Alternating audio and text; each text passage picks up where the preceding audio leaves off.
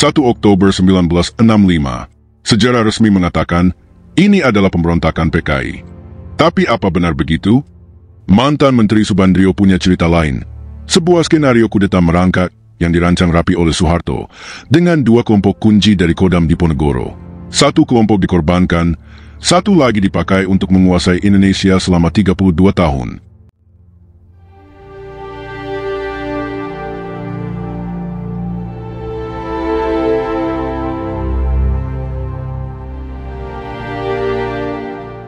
Ketika sejarah ditulis oleh para pemenang, seringkali narasi resmi menenggelamkan lapisan-lapisan kebenaran yang lebih kompleks dan tragis.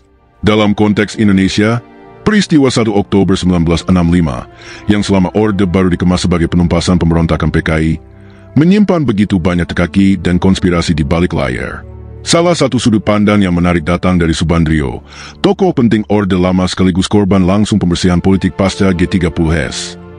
Subandrio, Menteri Luar Negeri dan tokoh kepercayaan Soekarno, melihat peran Soeharto bukan semata sebagai penyelamat negara dari ancaman komunisme, melainkan sebagai aktor utama dalam skenario kudeta merangkak yang cerdik dan sistematis. Ia menguraikan dua kelompok kunci yang seluruhnya memiliki akar dari Kodam Diponegoro, wilayah militer tempat Soeharto pernah menjadi panglima. Trio pertama dipakai untuk dikorbankan. Trio pertama yang disebut oleh Subandrio terdiri dari tiga tokoh militer yang pernah berjejaring erat di lingkungan Kodam Diponegoro, Letko Untung, Kolonel Abdul Latif, dan Mayor Jenderal Soeharto. Ketiganya berasal dari satu dunia yang sama, satu habitat politik militer yang kala itu tidak hanya menjadi kawah candra di muka bagi kader-kader perwira terampil, tetapi juga menjadi lahan subur bagi dinamika patronase dan loyalitas militer. Menurut Subandrio, ketiganya sejak awal terkait dalam satu garis besar rencana, menghadapkan Dewan Jenderal kepada Presiden Soekarno. Rencana ini, yang oleh sebagian pihak disebut sebagai pengamanan revolusi, bukanlah sekadar penculikan membabi buta, melainkan tindakan yang diyakini oleh para pelakunya sebagai langkah untuk menggagalkan kudeta diam-diam dari para jenderal anti-Soekarno. Letko Untung, yang saat itu dipercaya memimpin pasukan elit Cakrabirawa, pengawal Presiden, dan Abdul Latif, perwira yang sangat mengenal medan Jakarta, disebut-sebut percaya bahwa tindakan mereka adalah demi menyelamatkan Presiden Soekarno dari ancaman internal Angkatan Darat. Yang membuat kasus ini menjadi tragis dan penuh teka-teki adalah posisi Soeharto. Letko Untung dan Latif bukan hanya rekan seangkatannya di Diponegoro, mereka adalah bekas anak buah langsung Soeharto dan memiliki kepercayaan yang sangat tinggi terhadapnya. Mereka menganggap Soeharto sebagai orang kita, bagian dari jaringan lama yang bisa dipercaya. Keyakinan itu tampak dalam testimoni Letko Untung saat berada di penjara militer Cimahi, di mana ia menceritakan kepada Subandrio bahwa ia sama sekali tidak menyangka akan berakhir di tiang eksekusi. Baginya, Soeharto mengetahui langkah-langkah mereka, bahkan diyakini memberikan restu diam-diam. Ia merasa bukan seorang pemberontak, melainkan pelaksana rencana internal yang didiamkan oleh sang bekas atasan. Sementara itu, Abdul Latif menorehkan kesaksiannya dalam buku Pledu dan memoarnya yang terkenal, di mana ia dengan getir menyatakan bahwa ia merasa dihianati secara pribadi oleh Soeharto. Kesaksian paling mencolok datang dari pengakuan bahwa pada malam sebelum aksi 1 Oktober, Latif menemui Soeharto secara langsung di RSPAD Gatot Subroto. Saat itu Soeharto menjenguk anaknya yang dirawat karena kecelakaan. Pertemuan ini, yang tidak pernah disangkal oleh Soeharto sendiri, menjadi batu uji sejarah yang paling misterius. Jika memang Latif sedang merancang kudeta terhadap elit militer, mengapa ia dengan santai menemui Soeharto yang saat itu menjabat Panglima Kostrad tanpa kekhawatiran? Dan jika Soeharto memang tidak tahu, mengapa ia tidak segera memberi peringatan atau menangkap Latif? Justru sebaliknya, Soeharto tidak bergerak malam itu. Ia baru muncul ke publik dan mengambil komando setelah pagi hari, ketika situasi sudah berubah. Disinilah teori Subandrio memperoleh momentumnya, bahwa trio ini sejak awal dirancang untuk dikorbankan, bahwa Soeharto membiarkan rencana ini berjalan, sambil berdiri di ambang, siap mengambil keuntungan dari kegagalan itu. Letko Untung dieksekusi, Abdul Latif dijatuhi hukuman penjara seumur hidup, sementara Soeharto naik tahta. Dalam perspektif Subandrio, yang dikorbankan bukan hanya orang, tapi juga jaringan, sebuah jejaring lama Kodam Diponegoro yang menjadi umpan dalam permainan kekuasaan yang jauh lebih besar.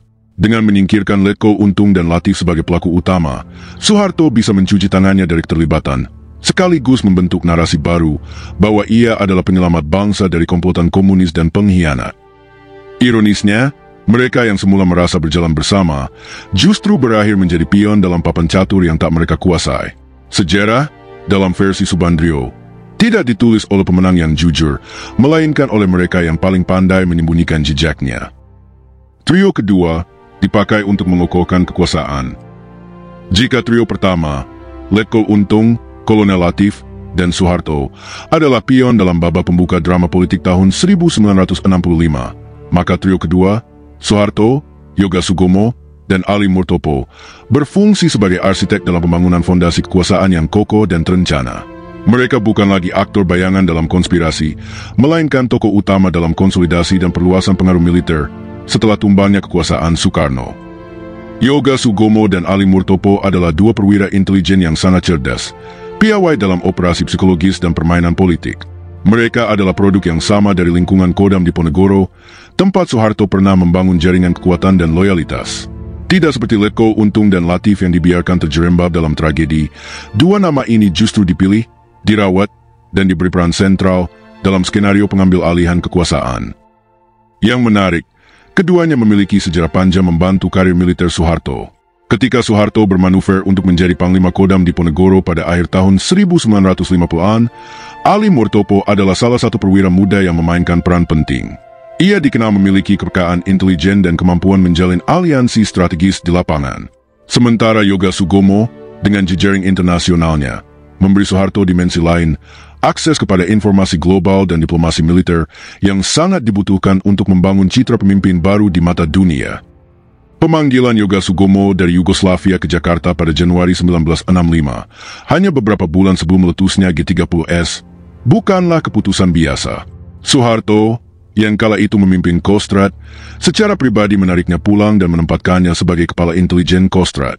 Jabatan ini sangat strategis, karena memberi akses kepada informasi sensitif, komunikasi lintas institusi, dan potensi kontrol terhadap narasi. Sementara itu, Ali Murtopo berkembang menjadi otak operasi intelijen sipil dan militer. Ia menjadi penghubung antara kekuasaan militer dan operasi-operasi tak kasat mata, seperti penggalangan opini publik, penetrasi ke partai politik, dan pengendalian media. Dalam beberapa tahun saja, ia menjadi salah satu orang paling berpengaruh di balik layar, arsitek utama dari rekayasa politik Orde Baru. Subandrio membaca pergantian trio ini sebagai bagian dari skenario yang sangat terencana. Ketika Letkol Untung dan Latif dijadikan kambing hitam dan ditenggelamkan bersama sisa-sisa kekuatan Soekarnois, Soeharto sudah menyiapkan tim baru yang lebih disiplin, lebih loyal, dan lebih profesional dalam seni mengelola kekuasaan secara intelijen. Dalam konteks ini, peran Soeharto bukan hanya sebagai penyelamat bangsa, sebagaimana diklaim dalam narasi resmi Orde Baru, tetapi sebagai sutradara yang tahu kapan harus membiarkan sekutu jatuh dan kapan harus menaikkan pion baru ke atas panggung. Yoga dan Ali bukan sekadar pendukung, mereka adalah bagian dari tubuh kekuasaan itu sendiri. Yoga Sugomo kemudian menjadi tokoh penting dalam lembaga-lembaga intelijen seperti BAKIN, Badan Koordinasi Intelijen Negara, sementara Ali Murtopo menjelma menjadi operator politik yang memainkan peran dalam pembentukan Golkar, pemenangan pemilu, hingga diplomasi ke negara-negara Barat dan Timur Tengah. Semuanya pada akhirnya bermuara pada satu titik pusat, Soeharto. Ia bukan sekadar bagian dari trio manapun, tetapi poros dari dua lingkaran, yang satu dikorbankan untuk membuka jalan, yang lain digunakan untuk membangun jalan kekuasaan baru. Dengan demikian, trio kedua bukan hanya dipakai untuk mengokohkan kekuasaan, tetapi juga untuk memastikan bahwa kekuasaan itu bertahan lama, melalui pengawasan, pengendalian, dan manipulasi yang tidak lagi frontal, tetapi sistematis dan tersembunyi. Jika trio pertama digerakkan dengan idealisme dan keberanian, trio kedua digerakkan oleh kecermatan, kesabaran, dan kecanggihan strategi. Satu dibiarkan mati dalam sejarah, satu lagi menulis sejarah dari balik tirai. 4 tahap kudeta merangkap. Bagi Subandrio, apa yang terjadi antara 1 Oktober 1965 hingga 11 Maret 1966 bukanlah rentetan peristiwa yang berdiri sendiri. Ia menyebutnya sebagai kudeta merangkap, suatu proses pengambil alihan kekuasaan yang tidak dilakukan dengan satu ledakan revolusioner, tetapi dengan langkah-langkah sistematis, bertahap, dan penuh kelicikan politik. Kudeta ini tidak menumbangkan pemerintahan melalui senjata secara langsung, melainkan melalui penghilangan pengaruh, isolasi, dan pembentukan narasi baru. Berikut 4 tahap utama versi Subandrio. 1. Menyingkirkan saingan di tubuh Angkatan Darat. Tahap pertama adalah eliminasi internal di tubuh militer sendiri, terutama terhadap para jenderal yang potensial menjadi penghalang bagi ambisi Soeharto. Di antara mereka, Jenderal Ahmad Yani menempati posisi sentral. Ia bukan hanya Menteri Panglima Angkatan Darat, tapi juga sosok yang sangat dipercaya Soekarno dan memiliki reputasi anti-kudeta. Yani dikenal sebagai jenderal yang berani menolak usulan pembentukan Angkatan Kelima oleh PKI, tetapi juga tidak pernah tunduk pada faksi konservatif militer. Ia menyuarakan profesionalisme militer dan secara ideologis berdiri di tengah, bukan dalam barisan anti-Soekarno. Dalam konteks inilah, Subandrio melihat kematian Yani dan sejumlah jenderal lainnya dalam peristiwa 1 Oktober sebagai cara untuk mengosongkan panggung kekuasaan dari tokoh-tokoh militer yang bisa menjadi tandingan Soeharto. Setelah Yani tiada, Soeharto menjadi figur paling senior dan strategis di tubuh AD dan dengan cepat mengonsolidasikan kekuasaan, meskipun tidak segera mengklaim tampuk tertinggi secara formal. Ini adalah langkah awal membersihkan ladang dari pesaing-pesaing utama. 2. Membubarkan PKI sebagai rival ideologis dan politik. Langkah berikutnya adalah penghapusan total Partai Komunis Indonesia, kekuatan sipil terbesar yang memiliki pengaruh besar dalam politik nasional. PKI adalah sekutu ideologi Soekarno dalam proyek Nasakom, nasionalisme, agama, komunisme, dan merupakan representasi dari kekuatan rakyat di luar militer. Dengan menjadikan PKI sebagai kambing hitam utama atas peristiwa 1 Oktober, Soeharto dan kelompoknya berhasil membangun legitimasi moral dan politik untuk melakukan pembersihan besar-besaran. Ribuan, bahkan jutaan anggota dan simpatisan PKI diburu, dibunuh, atau dipenjara tanpa proses hukum. Ini adalah pembasmian ideologis dan sosial yang paling masif dalam sejarah Indonesia modern. Menurut Subandrio, pembubaran PKI bukan semata-mata balas dendam politik, melainkan bagian dari strategi militer untuk menghancurkan basis massa sipil yang bisa membendung dominasi tentara dalam politik. Dengan hilangnya PKI, ruang kekuasaan sipil menjadi hampa dan militer dengan mudah mengisinya. 3. Menangkap para menteri loyalis Soekarno. Setelah militer berhasil menundukkan lawan internal, para jenderal, dan eksternal PKI, fokus berikutnya adalah memutus lingkaran dalam kekuasaan Soekarno sendiri. Para menteri dan pejabat tinggi yang dikenal loyal terhadap presiden ditangkap dalam gelombang penangkapan yang sangat terkoordinasi. Subandrio sendiri adalah salah satu yang pertama ditangkap. Ia menjabat sebagai Wakil Perdana Menteri I dan Menteri Luar Negeri, sekaligus tokoh kunci dalam diplomasi internasional era Soekarno. Bersama 14 menteri lainnya, ia dituduh terlibat dalam G30S, padahal tidak pernah ada bukti yang sahih. Tujuannya jelas, mengisolasi Soekarno secara politik dan psikologis. Penangkapan ini membuat Bung Karno kehilangan alat-alat kekuasaannya. Ia tidak lagi dikelilingi oleh orang-orang yang bisa menasihati atau membelanya. Suasana psikologis di istana pun berubah menjadi penuh tekanan dan ketakutan. Sang presiden dibiarkan hidup dalam kekuasaan tanpa kekuatan. 4. Mengambil alih kekuasaan dari Soekarno secara konstitusional. Tahap puncak dari kudeta merangka adalah peristiwa 11 Maret 1966, saat Soekarno dipaksa mengeluarkan Surat Perintah 11 Maret atau Super Semar. Di permukaan, surat ini tampak seperti pelimpahan tugas keamanan kepada Soeharto. Namun dalam praktiknya, surat ini dijadikan landasan hukum untuk menggeser kekuasaan presiden ke tangan jenderal. Menurut banyak versi, Super Semar diperoleh dalam tekanan dan suasana intimidatif. Sejumlah pasukan bersenjata mengitari Istana Bogor dan 3 jenderal, Basuki Rahmat, M. Yusuf, dan Amir Mahmud, datang membawa naskah siap tanda tangan. Beberapa saksi bahkan menyebut bahwa draft surat bukan ditulis oleh Soekarno sendiri. Setelah Super Semar, Soeharto segera menggunakan surat itu untuk membubarkan PKI secara resmi, membekukan organisasi massa, dan mengambil alih struktur pemerintahan. Dalam waktu singkat, ia menggeser posisi Soekarno dari presiden aktif menjadi simbol negara yang tak lagi punya kendali.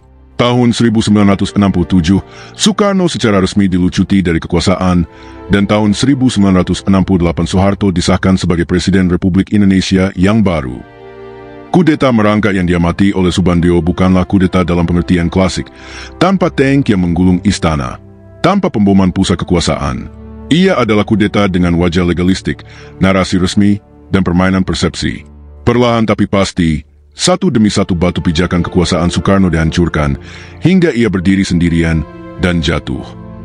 4 tahap ini menggambarkan kemampuan militer, khususnya Soeharto, dalam menggabungkan kekuatan fisik, strategi intelijen, dan manipulasi konstitusional.